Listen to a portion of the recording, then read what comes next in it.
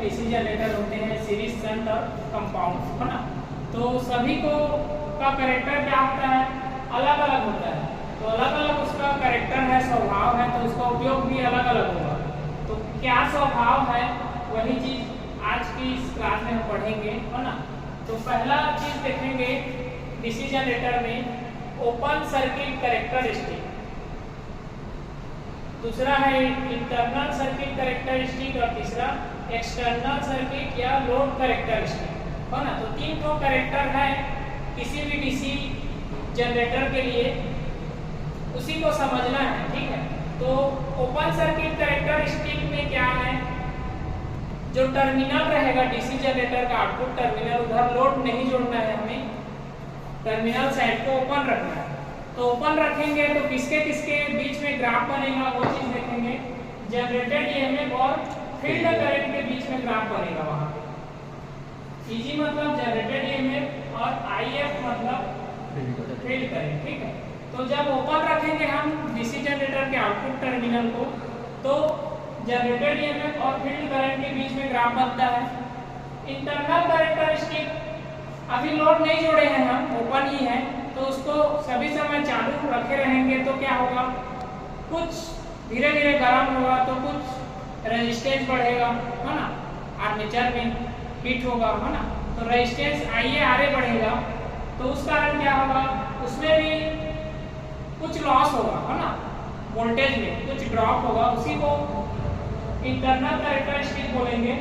और उसमें किसके किसके बीच में ग्राफ बनेगा, जनरेटेड ईएमएफ और आर्मेचर करंट के बीच में बनेगा, ठीक है, उसको भी देखेंगे।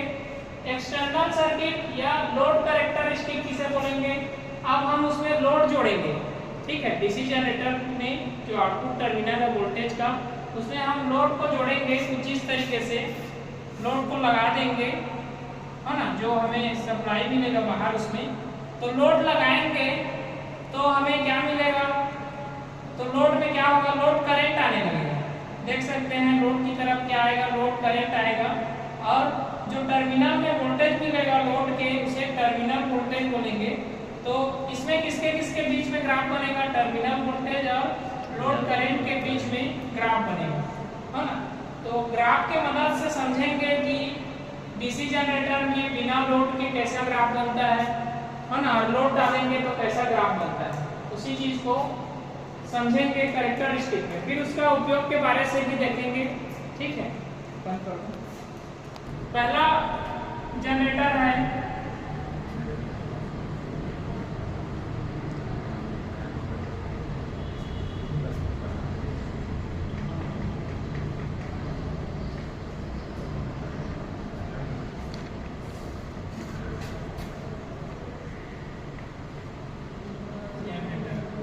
सेपरेटली एक्साइटेड डीसी जनरेटर में जो ग्राफ बनेगा ओपन सर्किट कैरेक्टरिस्टिक का, उसे समझेंगे, है ना।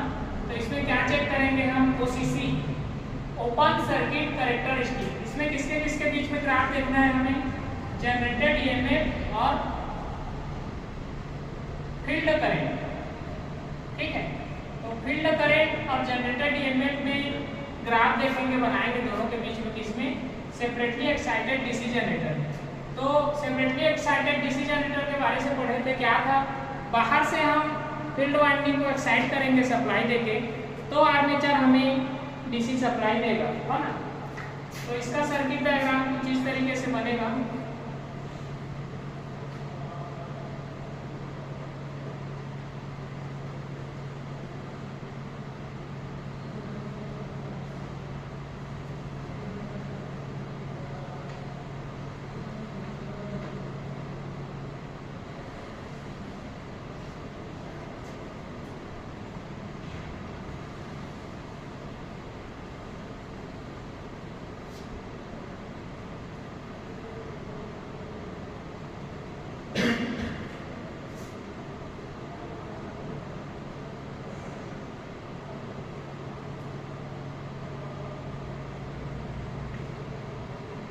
फील्ड वाइंडिंग में जाने वाला करंट फील्ड करंट,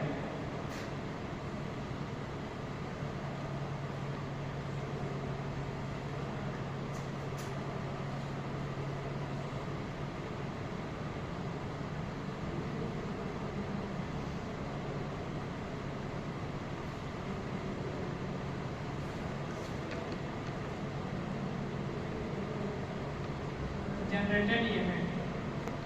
ठीक है, तो इसमें हमें क्या चेक करना है, सेपरेटली एक्साइटेड डीसी जनरेटर में ओपन सर्किट कैरेक्टरिस्टिक। तो किसके किसके बीच ग्राफ बनेगा, जनरेटेड ईएमएफ और फील्ड करंट के बीच में। ठीक है, तो एक ग्राफ यहाँ पे बना लेंगे।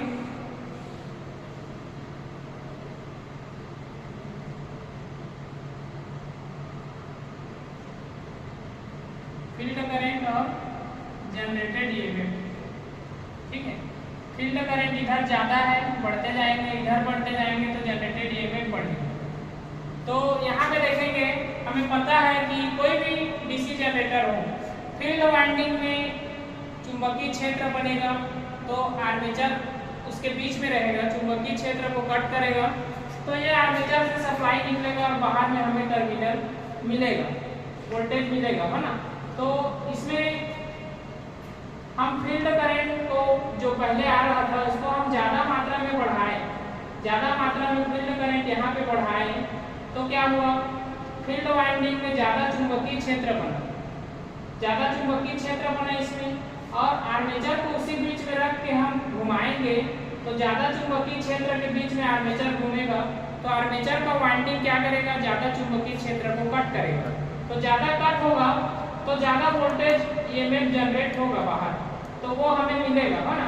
तो इसमें ग्राफ कैसा बनेगा देखेंगे।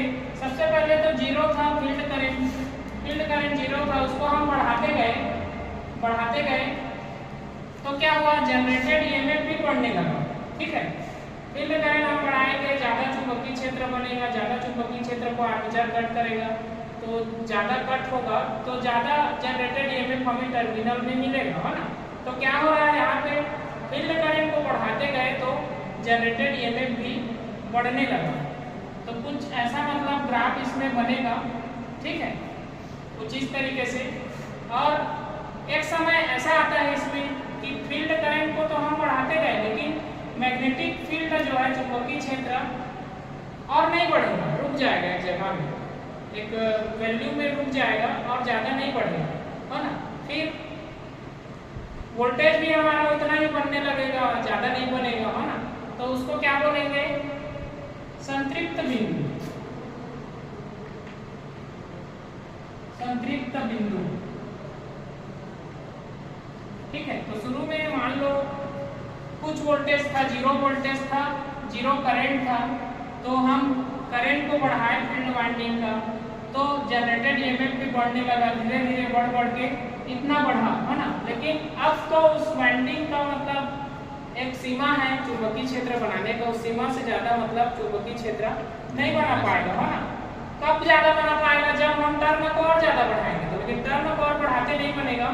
तो क्या हो रहा है, यहाँ पे जो जनरेटेड ईएमएफ है वो भी मतलब एक पॉइंट में रुक जाता है।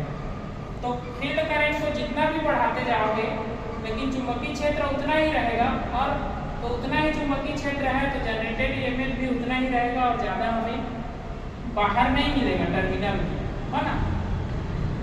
तो जो सेपरेटली एक्साइटेड डीसी जनरेटर में क्या बोलना चाह रहा हूँ, मतलब वो सीसी जो है, ओपन सर्किट कैरेक्टरिस्टिक, कुछ ऐसा मतलब ग्राफ बनेगा, वोल्टेज और करंट दोनों बढ़ते जाएंगे, है ना, लेकिन एक बिंदु तक और ज़्यादा वोल्टेज हमें नहीं मिलेगा, क्योंकि एक लिमिट है चुंबकीय क्षेत्र बनाने का, है ना। टर्न बढ़ाएंगे तो मिलेगा, लेकिन टर्न और बढ़ाते हमें नहीं बनेगा, क्योंकि फिक्स है ये। ठीक है, तो ये सेपरेटली एक्साइटेड का ओसीसी का ग्राफ कुछ ऐसा बनेगा। चलो बंद करो। तो अगला जनरेटर है डीसी सीरीज जनरेटर। उसमें हम ईसीसी और डीसी शन जनरेटर का कैरेक्टरिस्टिक देखेंगे कि डीसी सीरीज जनरेटर में अगर हम लोड डालते हैं, लोड कनेक्ट करेंगे, कम लोड, ज़्यादा लोड, ऐसे कुछ लोड कनेक्ट करेंगे, तो उसका जनरेटेड ईएमएफ कैसा रहेगा, उसका भी ग्राफ बनाएंगे। तो इसमें ईसीसी में लोड डालते हैं, हमें पता है ना।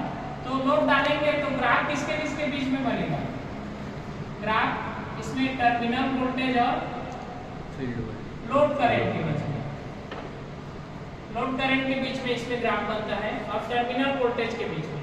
ठीक है, तो डीसी सीरीज जनरेटर का एक देखेंगे सर्किट।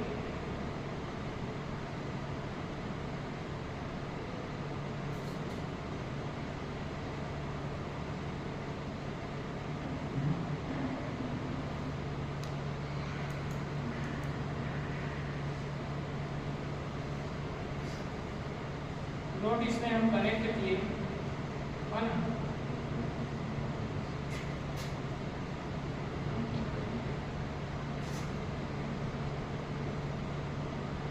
यहाँ ईएमएफ जनरेट हुआ, यहाँ पे हमें क्या मिलेगा, टर्मिनल वोल्टेज है ना। यहाँ जो करंट जाएगा लोड करंट है, लोड की तरफ जाने वाला करंट लोड करंट, आर्मेचर में जो बनने वाला करंट है वो आर्मेचर करंट, ठीक है। यही आर्मेचर करंट जाएगा इधर सीरीज फील्ड में, सीरीज फील्ड से लोड की तरफ, ठीक है। तो अभी लोड वाला कैरेक्टरिस्टिक पढ़ रहे हैं जिसे कि सीसी बोलते हैं। तो इसमें कहाँ कहाँ पे मतलब ग्राफ बनेगा, जो टर्मिनल वोल्टेज है, ये जो टर्मिनल वोल्टेज है VT है ना, टर्मिनल वोल्टेज है और लोड करंट के बीच में। तो देखो यहाँ पे डीसी सीरीज जनरेटर में हम लोड पहले क्या था, मतलब कम लोड लगा था है ना, कम लोड था पहले। तो क्या हुआ, जो जनरेट हो रहा था वोल्टेज, वो वहाँ पे जनरेट जो वोल्टेज हो रहा था, कम लोड था तो कम करंट फील्ड वाइंडिंग से होकर लोड की तरफ जा रहा था और वापिस माइनस में आ रहा था, है ना। तो डीसी सीरीज जनरेटर में जो ईएमएफ जनरेट हुआ, आर्मेचर से करंट निकला, कम लोड था पहले तो कम करंट फील्ड वाइंडिंग से, सीरीज फील्ड वाइंडिंग से होकर लोड की तरफ जाने लगा और आर्मेचर में वापस आया। लोड को हम बढ़ा दिए तो ज़्यादा करंट फील्ड वाइंडिंग में गया और फील्ड वाइंडिंग से होकर ज़्यादा करंट लोड में आया और वो करंट वापस आर्मेचर में लौट गया, है ना। तो यहाँ पे समझना है कि लोड जब पहले कम था तो कम करंट आर्मेचर से बाहर निकला और फील्ड वाइंडिंग में पहुंचा। तो फील्ड वाइंडिंग जो है सीरीज फील्ड वाइंडिंग, कम करंट इसमें गया तो सीरीज फील्ड वाइंडिंग क्या करेगा, कम चुंबकीय क्षेत्र बनाएगा, है ना। और कम चुंबकीय क्षेत्र था तो आर्मेचर कम चुंबकीय क्षेत्र को कट करेगा और कम वोल्टेज जनरेट करेगा, है ना। तो कम वोल्टेज जो है लोड को मिलेगा, ठीक है। और लोड को हम बढ़ा दिए तो लोड करंट भी बढ़ेगा, लोड करंट बढ़ा तो आर्मेचर से ज़्यादा करंट निकल के सीरीज फील्ड से होके लोड तक पहुंचेगा, है ना। और सीरीज फील्ड से अगर ज़्यादा करंट होके जा रहा है तो सीरीज फील्ड ज़्यादा करंट बनाएगा और ज़्यादा करंट बना तो ज़्यादा चुंबकीय क्षेत्र बनेगा आर्मेचर के चारों ओर, और ज़्यादा चुंबकीय क्षेत्र को आर्मेचर कट करेगा तो ज़्यादा ईएमएफ जनरेट करेगा, तो ज़्यादा ईएमएफ या वोल्टेज लोड को मिलने लगेगा, है ना। तो इसमें क्या समझ आ रहा है, मतलब जैसे जैसे हम लोड को बढ़ा रहे हैं तो उसका जनरेटेड ईएमएफ भी बढ़ते जा रहा है। क्यों बढ़ रहा है, लोड करंट के कारण। लोड करंट ज़्यादा होकर यहाँ जा रहा है सीरीज फील्ड से गुजर के लोड में, तो जितना ज़्यादा करंट सीरीज फील्ड से होकर गुजरेगा, सीरीज फील्ड उतना ज़्यादा चुंबकीय क्षेत्र बनाएगा चारों ओर, और ज़्यादा चुंबकीय क्षेत्र बना तो आर्मेचर ज़्यादा वोल्टेज बना पाएगा उसके कारण, है ना। तो सीरीज जनरेटर जो है डीसी सीरीज जनरेटर का ईसीसी वाला जो ग्राफ बनेगा वो चीज़ देखेंगे, किसके किसके बीच बनेगा, लोड करंट और टर्मिनल वोल्टेज के बीच में, ठीक है। तो लोड करंट और टर्मिनल वोल्टेज, टर्मिनल में जो वोल्टेज मिलेगा वो, है ना। तो देखो यहाँ पे क्या हो रहा है, हमने क्या किया, लोड बढ़ाया तो लोड पहले 0 था, 0 से आगे बढ़ते गए, लोड को बढ़ाते गए हम, तो लोड करंट ज़्यादा आने लगा लोड की तरफ, तो वो आर्मेचर से ही तो निकल के जाएगा ना सीरीज फील्ड से होके लोड में, है ना। तो ज़्यादा लोड करंट फिर सीरीज फील्ड से होके लोड में पहुंचने लगा, है ना। तो फिर वोल्टेज जो जनरेट हो रहा है वो भी बढ़ने लगा। तो इसमें भी क्या होता है, लोड को हम बढ़ाते जाएंगे, लोड करंट बढ़ेगा तो जनरेटेड ईएमएफ भी बढ़ता जाएगा ऐसे। तो एक पॉइंट तक रहेगा ये भी, है ना, एक पॉइंट तक रहेगा ये भी, संतृप्त बिंदु तक ये भी रहेगा। क्यों रहेगा, क्योंकि इसमें भी टर्न लिमिटेड है ना। टर्न को तो हम बढ़ा नहीं सकते, तो टर्न में मैक्सिमम चुंबकीय क्षेत्र बनाने का क्षमता है उतना ही बना पाएगा, और उतना ही चुंबकीय क्षेत्र को आर्मेचर कट करेगा, तो एक मैक्सिमम वोल्टेज हमें मिलेगा चाहे हम जितना भी लोड बढ़ा दें, है ना। तो लोड को बढ़ाते जाने पर डीसी सीरीज जनरेटर में वोल्टेज जो है वो भी ज़्यादा मिलते जाता है, ठीक है। तो इसका देखेंगे, पॉइंट लिखेंगे, लोड बढ़ाने पर टर्मिनल वोल्टेज बढ़ता जाता है। तो ये जनरेटर लोड के हिसाब से वोल्टेज बना रहे हैं, मतलब है ना। लोड ज़्यादा है तो ज़्यादा वोल्टेज बना रहा है, लोड कम है तो कम वोल्टेज बना रहा है। यह चीज़ समझना है, ठीक है, डीसी सीरीज जनरेटर। तो इसका उपयोग कहाँ करेंगे वो चीज़ देखेंगे। डीसी ट्रांसमिशन लाइन है, उसमें ज़्यादा दूरी तक सप्लाई पहुँचा है तो ड्रॉप होगा कुछ वोल्टेज बीच में, तो उस ड्रॉप को पूरा करने के लिए डीसी सीरीज जनरेटर को बीच में लगा देंगे। मान लो डीसी सप्लाई जा रहा है ना, डीसी सप्लाई गुजर रहा है बहुत दूर से, है ना, बहुत दूर से ट्रांसमिशन हुआ है, ट्रांसमिट हुआ है, तो दूरी जाते जाते क्या होता है, वोल्टेज में ड्रॉप हो जाता है ना। जैसे कि गांव में ट्रांसफार्मर लगा है, 250 वोल्टेज ट्रांसफार्मर के पास रहता है, लेकिन हमारे घर आते तक कितना हो जाता है, 220 हो जाता है ना। तो वही हाल इसमें भी है। डीसी सप्लाई को अगर हम ट्रांसमिशन करते हैं तो उसमें भी बीच में दूरी ज़्यादा दूरी होने पर क्या होता है, वोल्टेज ड्रॉप हो जाता है। अब वोल्टेज ड्रॉप को पूरा कैसे करेंगे, डीसी सीरीज जनरेटर को हम इसमें जोड़ देंगे कुछ इस तरीके से, है ना, डीसी सीरीज जनरेटर। तो क्या होगा, डीसी सीरीज जनरेटर जो ड्रॉप होगा रास्ते में उसे पूरा करेगा। मान लो यहाँ वोल्टेज मिल रहा है 12 वोल्ट गुजर रहा है, इधर कमी हो जा रहा है 10 है, तो उसको फिर ये डीसी सीरीज जनरेटर पूरा करके इधर 12 ही देगा, है ना। तो डीसी ट्रांसमिशन लाइन में बूस्टर के रूप में किसका उपयोग किया जाता है, डीसी सीरीज जनरेटर का। तो उपयोग इसका लिख लो, बूस्टर के रूप में, बूस्टर के रूप में इसका उपयोग किया जाता है, ठीक है। तो यह चीज समझा दिया, मैं एग्जांपल देंगे, है ना, कि कहाँ पे करते हैं, डीसी ट्रांसमिशन लाइन हो वहाँ पे करते हैं, ठीक है।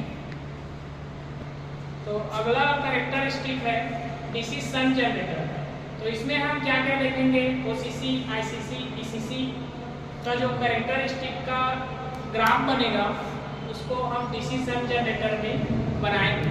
तो शुरू में क्या करना है, ओसीसी मतलब ओपन रखना है टर्मिनल को और चलाना है, और ओपन रख के कुछ देर और चलाना है तो आईसीसी का ग्राफ बनेगा, और बाद में चलाते चलाते लोड डालेंगे तो जो ग्राफ बनेगा वो ईसीसी वाला रहेगा, है ना। तो पहला ग्राफ ओसीसी का बनेगा, फिर दूसरा आईसीसी, फिर तीसरा ईसीसी का, इसमें डीसी शंट जनरेटर। तो आप देखेंगे इसका जो सर्किट डायग्राम है,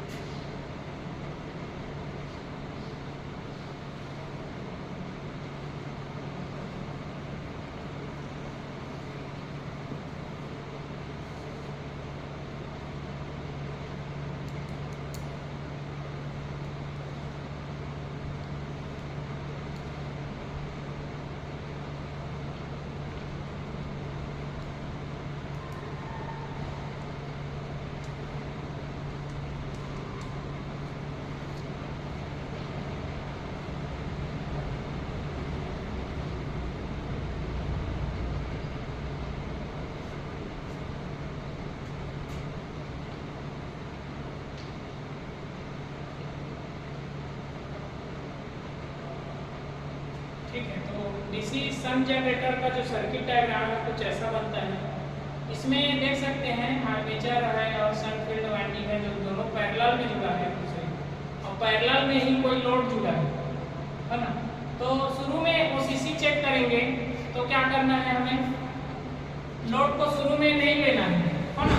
सर टर्मिनल को ओपन रखेंगे शुरू में कुछ इस तरीके से, क्योंकि अभी क्या देख रहे हैं ओसीसी, और ओसीसी में किसके किसके बीच ग्राफ बनता है पढ़े थे, जनरेटेड ईएमएफ और फील्ड करंट के बीच में ग्राफ बनता है ना। तो इसमें देखते जाएंगे। अब क्या है, ये डीसी शंट जनरेटर है, इसको हम प्राइम मूवर से आर्मेचर को घुमाते हैं तो इसमें कुछ फील्ड करंट था उसको कट किया आर्मेचर, तो ईएमएफ जनरेट करके हमें टर्मिनल में मिलने लगा प्लस माइनस के रूप में, है ना। तो ओसीसी में तो ओपन किए हैं, इसको हम घुमा रहे हैं, ईएमएफ को जनरेट होने दे रहे हैं, है ना। तो सबसे पहले तो ईएमएफ इसका 0 था, है ना, जनरेटेड ईएमएफ 0 था। क्यों?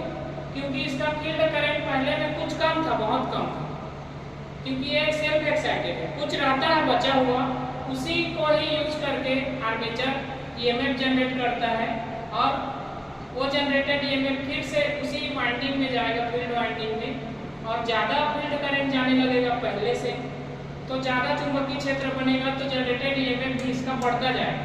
तो ये सेल्फ एक्साइटेड टाइप है जिसमें फील्ड वाइंडिंग में बचा हुआ रहता है कुछ चुंबकीय क्षेत्र, उसी चुंबकीय क्षेत्र को यूज करके ये ईएमएफ जनरेट करता है ना।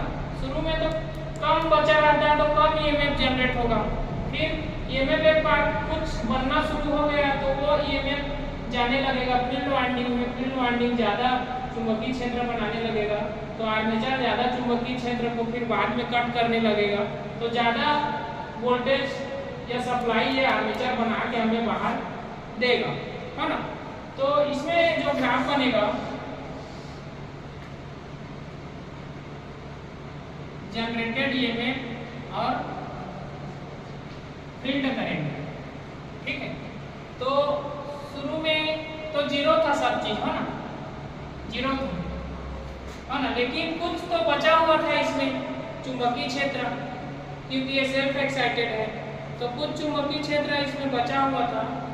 तो कुछ चुंबकीय क्षेत्र बचा था तो क्या हुआ, उसी चुंबकीय क्षेत्र को यूज करके आर्मेचर ने उसे कट किया, कट करने के कारण आर्मेचर ने सप्लाई बनाया, और वो सप्लाई फिर से अब इसी वाइंडिंग में आने लगा, तो ये वाइंडिंग ज़्यादा चुंबकीय क्षेत्र बनाने लगा, तो ज़्यादा चुंबकीय क्षेत्र को फिर आर्मेचर ज़्यादा रूप में काटने लगा, तो ज़्यादा जनरेट ईएमएफ होने लगा, है ना। तो कुछ चुंबकीय क्षेत्र बना इसमें पहले से था, तो उस कारण वोल्टेज बना, तो पहले से कुछ वोल्टेज बनेगा कुछ ऊपर, क्योंकि इसमें पहले से चुंबकीय क्षेत्र बचा था, है ना। तो 0 ही नहीं रहेगा जनरेटेड ईएमएफ, शुरू में कुछ ज़्यादा रहेगा।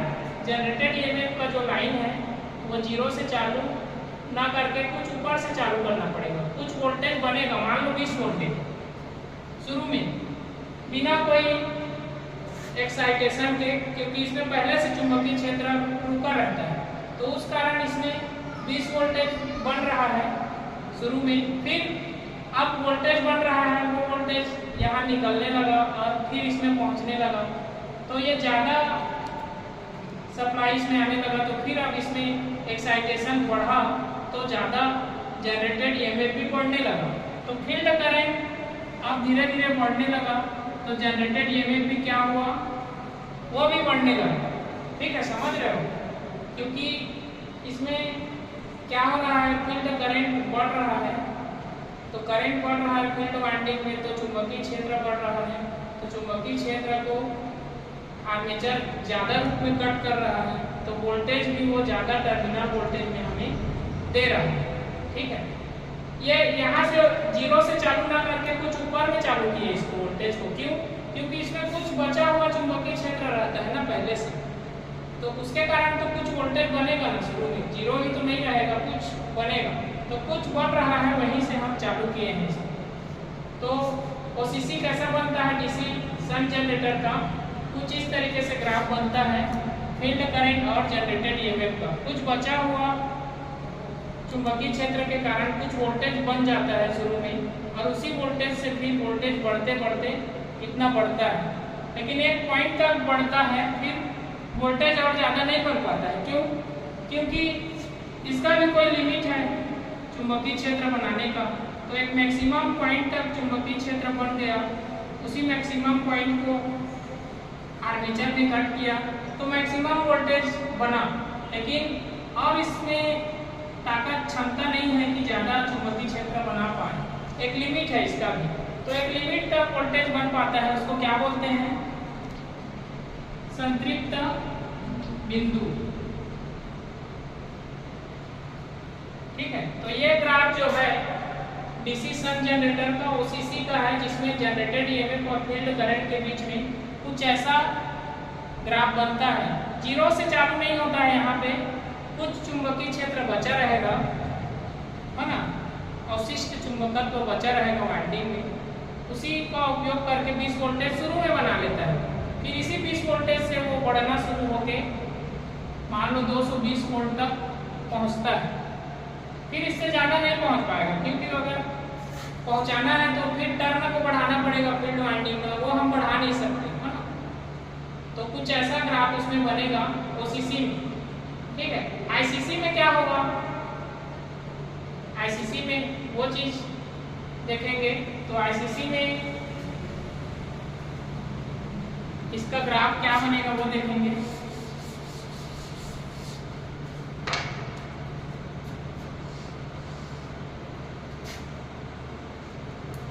आईसीसी, ठीक है, तो आईसीसी में जनरेटेड ईएमएफ और आर्मेचर करंट के बीच में ग्राफ बनता है। ठीक है, तो आर्मेचर करंट को यहाँ लिखेंगे और जनरेटेड ईएमएफ को यहाँ।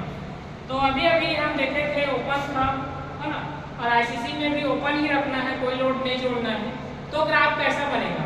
तो ओपन रखे और इसको चालू किए कुछ ज़्यादा देर तक, तो इसमें वोल्टेज जो जनरेट होगा उसमें क्या ग्राफ बनेगा वही देखना है। ठीक है, तो अभी शुरू में क्या देखे थे? ओसीसी, जिसमें कुछ इतना वैल्यू तक हमें वोल्टेज मिल गया था, है ना, ईएमएफ जो है इतना मिल गया था, मैक्सिमम 220 वोल्ट इतना मिल गया था। जनरेटेड ईएमएफ, ये ईएमएफ वाला है, तो जनरेटेड ईएमएफ इतना मिल गया था हमें। ठीक है, सैचुरेटेड या संतृप्त बिंदु मिल गया था अभी अभी ओसीसी में। अब हम क्या देख रहे हैं? आईसीसी।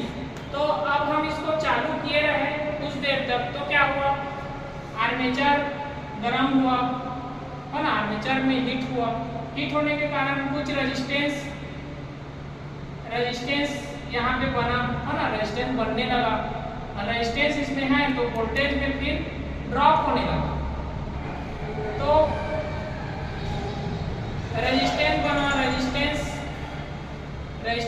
रेजिस्टेंस एक लोड है, तो करंट भी मतलब बनने लगा, लेकिन उसके कारण रेजिस्टेंस के कारण वोल्टेज में ड्रॉप होने लगा। वो ड्रॉप यहाँ पे हमें दिख रहा है। ठीक है, यहाँ वोल्टेज 0 है, यहाँ वोल्टेज इतने हाइट में 220 है, लेकिन IaRa के कारण क्या हो रहा है?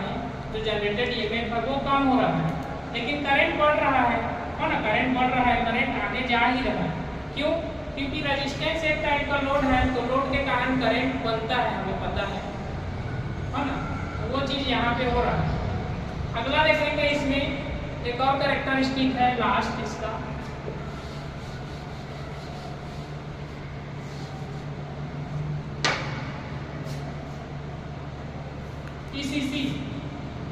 ECC लोड कैरेक्टरिस्टिक, है ना। तो इसमें हमें क्या करना पड़ेगा? लोड जोड़ना पड़ेगा। कोई भी लोड हम जोड़ दिए आउटपुट वोल्टेज में, तो क्या होगा वो चीज़ देखना है ना।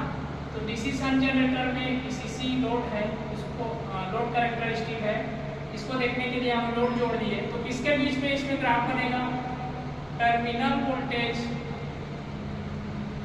और लोड करंट के बीच में, क्योंकि लोड जोड़ दिए तो यहाँ पे लोड करंट जाने लगेगा लोड की तरफ। ठीक है, तो लोड हम बढ़ाते गए, है ना, लोड बढ़ेगा तो क्या होगा?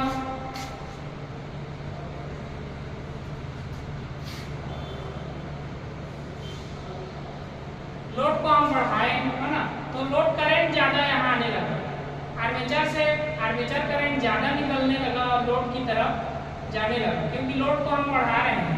कहीं भी लोड बढ़ता है तो लोड में ज़्यादा करंट आने लगता है, तो आर्मेचर से ज़्यादा करंट निकल के आने लगा, है ना, और लोड में पहुंचने लगा। ठीक है, लेकिन यहाँ पे देखो,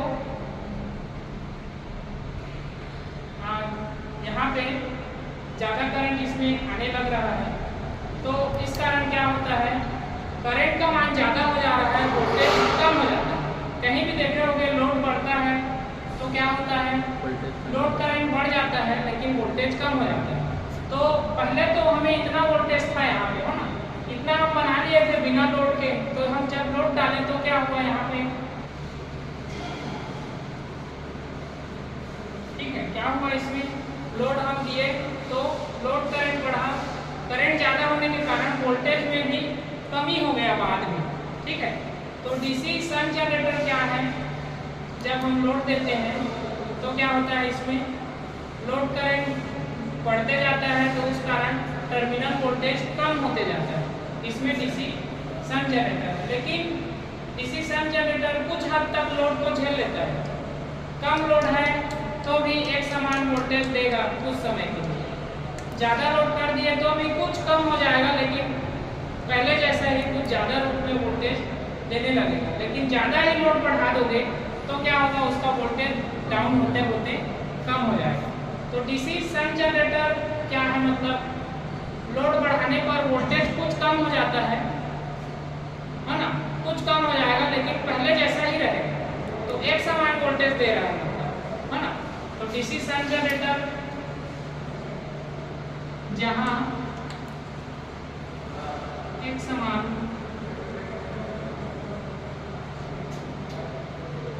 वोल्टेज की जरूरत होता है वहाँ उपयोग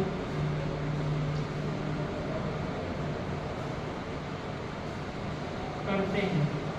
ठीक है, तो डीसी शंट जनरेटर का कहाँ उपयोग करेंगे, जहाँ हमें सभी समय एक समान वोल्टेज चाहिए, लेकिन कुछ लिमिट तक ज़्यादा ही लोड बढ़ा लेंगे तो वोल्टेज भी उसका कम हो जाएगा, ग्राफ में देखें। लेकिन कुछ हद तक वो एक समान वोल्टेज देने का कोशिश करता है, क्यों, क्योंकि लोड करंट तो इधर ही जा रहा है ना, लेकिन फील्ड करंट का अलग साइड हो गया, तो इसमें वोल्टेज एक जैसा, मतलब ये बनाने का कोशिश करता है चुंबकीय क्षेत्र, तो ये एक जैसा वोल्टेज लोड को दे पाता है कुछ समय तक, है ना, कुछ लिमिट तक। ज़्यादा ही लोड देंगे तो इसका भी वोल्टेज कम होकर 0 हो जाता है, तो ज़्यादा लोड नहीं झेल पाता है, कुछ लिमिट तक, है ना, तो ज़्यादा एक समान वोल्टेज दे पाता है। और इसका उपयोग है इलेक्ट्रोप्लेटिंग,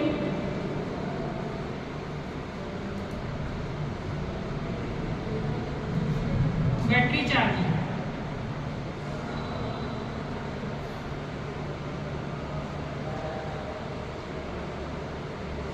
है ना, एक समान वोल्टेज देता है, इसीलिए इसका उपयोग कहाँ करते हैं, डीसी शंट जनरेटर का इलेक्ट्रोप्लेटिंग, यानी एक धातु के ऊपर दूसरे धातु की परत चढ़ाना इलेक्ट्रोप्लेटिंग कहलाता है ना। और बैटरी चार्जिंग, कहीं कहीं पे बैटरी रहता है, जैसे कि सब स्टेशन में बैटरी रहता है ना, यूपीएस बोलते हैं, उसमें भी चार्जिंग करना रहेगा तो डीसी शंट जनरेटर यूज करेंगे, क्योंकि डीसी शंट जनरेटर क्या है, कुछ लिमिट तक एक समान वोल्टेज देता है, लेकिन ज़्यादा ही लोड बढ़ा दोगे तो उसका भी वोल्टेज कम हो जाता है ना। ठीक है, फिर अब बस